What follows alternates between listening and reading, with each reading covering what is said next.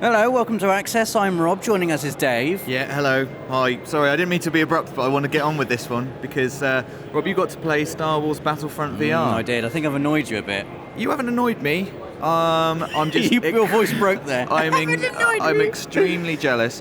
Basically, Rob got to play about half an hour ago, and I've promised him, or I asked him not to tell me anything until right now. So Dave knows nothing about I don't know anything VR. about Battlefront VR, and I want to know everything right now, Rob. Right. So please tell me about it. Okay. I will tell everyone first that you came out of the booth looking like you'd had the most amazing time. Well, let's preface this. I Yeah. can never say that word. No, me By neither. saying, I like Star Wars. I'm not like a massive Star Wars fan. Not like you are. You're like a massive Star Wars fan. I'm quite a big fan, And even I was pretty blown away by this VR experience. The first thing you do, you're in this white space, and there's an X-wing just in front of you. Right. Almost like it's in the cargo hold. Yeah. In this garage, getting ready to go on a mission. And you can look around it, and you look at specific points around it, and press X, and you can move to that point. So you can view the X-wing from loads of different positions. Yeah. And you can stand under it and look up at its wings like that. Yeah. And you can look at it really closely, and it's an amazing, the way it tracks your head. I mean, we've done this in VR before where we're in cars and we can look out windows and stuff. Yeah. This is the best example I've seen of that. Right. You can really look up and around and look all around stuff. The playing area is wide, it's big. It allows you to really kind of lean out like that. Yeah. And it was just amazing seeing the size of the X-Wing right above you. You really get a sense for how big these are, these fictional objects. Yes. And then not fictional. But then, of course, you get to move closer and closer. You go up, you look at it from below, and then you can get in the cockpit. Right. Which is obviously what everyone has always dreamed of. Yes. Getting in an X-Wing. And this isn't even the thing. This is like the loading screen, basically. Yeah. I literally said to the guy who was demoing it to me, I would be happy if this was it.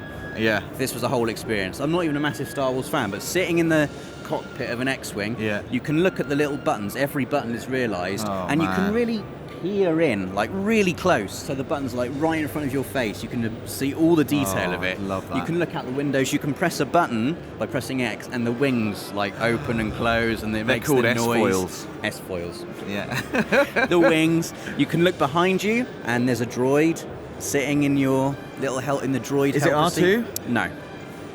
That's I don't fine. think so. That's It was a fine. red one, so Okay, not R2. not R4. Yes. Could One be. of the R's, but not R2-D2. Okay.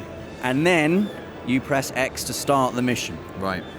And this is, I didn't know if they were going to do this, but they did. Right. Full on dogfighting in space. Don't lie to me, in Rob. an X-Wing. I'm not lying to you, Dave. Oh my God. I'm not lying to you, Dave. Oh my God. And there's a big fleet of ships over the top of you, and you can fly right up underneath them. I flew up and looked up like that, and you can see all the detail on these huge ships just my flying God. over. I don't know what any of them are called. I'm sorry, Dave. All part of the Rebel fleet, though.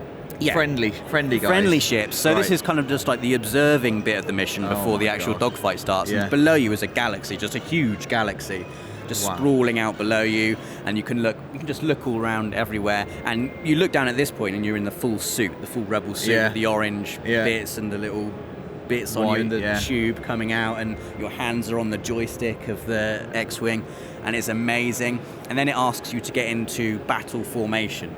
And the other X-Wings come up alongside you. Oh my God. And you have to get into formation with them, and all their wings go out the S-foils open, so you open yours. Oh my And then God. all of a sudden, you make a hyper jump to lightspeed. Yeah. And it does the thing that Star Wars does, where all the stars kind of go all around you. Just imagine that all around you, and then you go through this lightspeed tunnel, this really kind of bluish tunnel, and it's flying past you, and you can just see it all around you, and it's amazing. And then you come out of lightspeed, and all the ships just, and you're in the battle then, and you have to defend this ship from a load of TIE fighters, and they're just zipping all around you, and it controls like fighter squadron. You can lock on with L2, fire your main cannons with R2, your torpedo with R1. It doesn't feel as fast as regular fighter squadron because you're not on the surface of a planet, so you've not got the ground zipping past you like that. You're still in space. Not so many points of reference. No, it's a space dogfight, space battles. I think that's all I wanted. It's what we wanted in Battlefront, isn't it?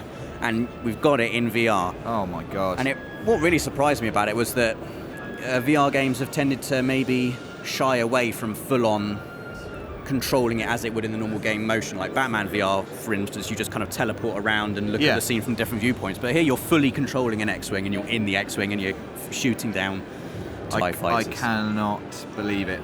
And of course, the music kicks in, and right at the end, like, what are they called? Star Destroyers? One of the big triangles just comes in above you, and you look up at that, and you're like, oh my god, that's big. And is that the end of the demo? Big, and that was the end of the demo. And I can't believe it. I can't believe it. I can't amazing. believe I've had to listen to your experience of my most anticipated VR experience. Well, I can't believe it. That's so exciting. I mean, I was excited for whatever. I mean, even if it had just been what you described at the start of just being able to sort of explore an X-Wing. I mean, that was great. I would have been happy with that. But the idea of properly taking control and piloting one with a fleet, I mean, just being told to form up. Yeah. And and then actually dogfighting, I can't. I told you, go nuts for it, Dave. You will go nuts for it. I'm really excited. It's right up there with Drive Club VR for me as one of the most immersive VR experiences I've had. Yes. Just so good. I think it really lends itself to VR. That kind of, in Drive Club, you're in a car. You're sitting down in a stationary object, zooming through everything out. And it just really, really works well with VR. Yeah. It just completely fools you into thinking you're in that situation. The music, obviously, is what Battlefront music like. It's amazing. It's authentic. It feels like you're in a movie. And this is like every fan's dream come true. It really is amazing. Well, I'm incredibly jealous that you've got to play it, but I can't wait to play it myself. I might have to just try and beg, borrow, or steal my way into a session here at Gamescom. Wow. And all you guys can check it out soon. It's coming. PlayStation VR is coming. Yes. It's not even that long now.